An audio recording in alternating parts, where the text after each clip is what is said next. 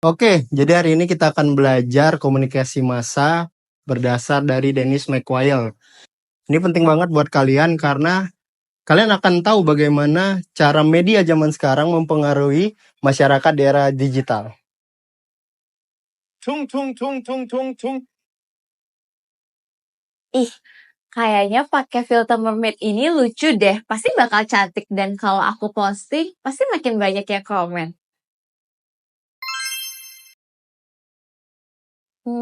Jadi tingkatan proses komunikasi menurut Dennis McQuail itu dari yang terbawah itu interpersonal sampai teratas itu tingkatan masyarakat luas ya. Coba dong Nadia, kamu jelasin tingkatan proses komunikasi berdasarkan Dennis McQuail. Dennis, Dennis temennya Adit Sukojarwo itu ya Pak? Saya baru tahu, ternyata dia buat teori ya Pak? Bukan Nadia. Dennis McQuail itu tokoh komunikasi.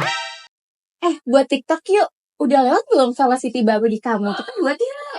Aduh, Nat, kita lagi bahas presentasi, deadline-nya lagi bentar loh. Presentasi PPT mah gampang, tinggal aja. Yang penting kita gak ketinggalan tren. Kita buat Velocity yuk. Oh my god, Shawn Mendes ganteng banget. Dia belum nikah tahu. Kayaknya dia mau nungguin aku lulus dulu gak sih? Yakin kamu gak bener? Atau jangan-jangan kamu udah jadi korban tapi gak sadar? Yuk kita bahas. Hai guys, kali ini kita akan bahas tentang brain rot. Ini bukan tentang otak kalian yang busuk, tapi ini menggambarkan bagaimana fungsi otak yang menurun akibat paparan konten digital yang tidak bermanfaat sehingga mengganggu kehidupan nyata kamu. Menurut Kementerian Kesehatan Republik Indonesia, gejala yang muncul antara lain kesulitan dalam memahami informasi, penurunan dalam mengambil keputusan, munculnya rasa cemas, serta kecenderungan untuk bergantung pada perangkat digital. Mari kita lihat contoh-contoh dari brain rot. Apakah kamu salah satunya? Yang pertama, menghabiskan waktu berjam-jam di media sosial tanpa menyadari banyak waktu yang terbuang hanya untuk scrolling atau ngecek info yang gak penting.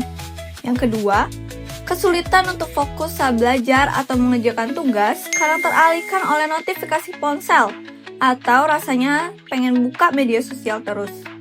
Yang ketiga, cepat bosan dengan informasi yang membutuhkan perhatian lebih lama karena terbiasa dengan informasi yang singkat dan cepat. Siapa nih yang baru baca teks panjang aja udah ngantuk? Hayo, jangan-jangan kalian kena brain rot. Gak apa-apa kok kalau kalian masih pengen bermain media sosial.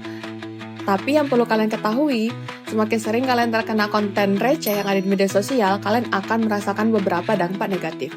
Yang pertama, kalian akan merasa kesulitan untuk fokus ataupun konsentrasi. Hal ini disebabkan karena semakin sering kalian terkena konten receh, kalian akan sulit untuk bisa fokus ataupun melakukan kegiatan yang produktif yang membutuhkan konsentrasi tinggi.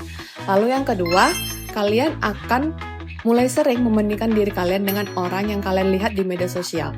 Hal ini membuat kalian merasa tidak percaya diri ataupun mulai merasa kalau diri kalian itu kurang. Lalu yang ketiga, kalian akan mengalami kesulitan tidur. Hal ini disebabkan karena cahaya yang keluar dari layar gadget itu akan membuat sulitnya diproduksi hormon melatonin. Lalu yang terakhir, kalian akan mengalami rasa ketakutan ketertinggalan atau yang disebut dengan FOMO.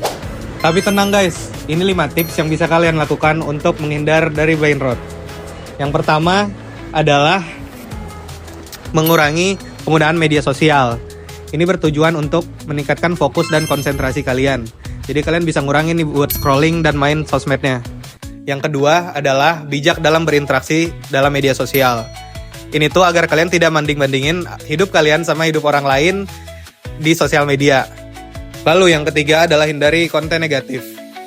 Kita harus hindarin konten negatif seperti cyberbullying dan konten kekerasan agar tidak mempengaruhi kesehatan mental kita. Yang keempat adalah menjauhkan handphone saat kita tidur. Ini bertujuan untuk meningkatkan kualitas kita tidur dan tidak berketergantungan terhadap handphone kita. Dan yang terakhir adalah mengurangi FOMO.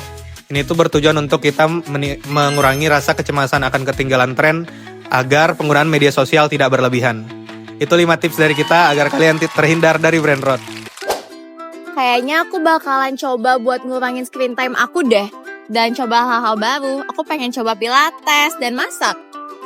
Wow, welcome back to real life ya. Tapi kalau misalkan Shawn Mendes bakal konser lagi, nggak tahu ya, mungkin aku bakalan uap tiket semalaman. Cari kesenangan di media sosial itu wajar, tapi jangan sampai kehidupan nyata kalian terganggu ya. Jangan lupa share, comment, and like kalau kalian relate. See you!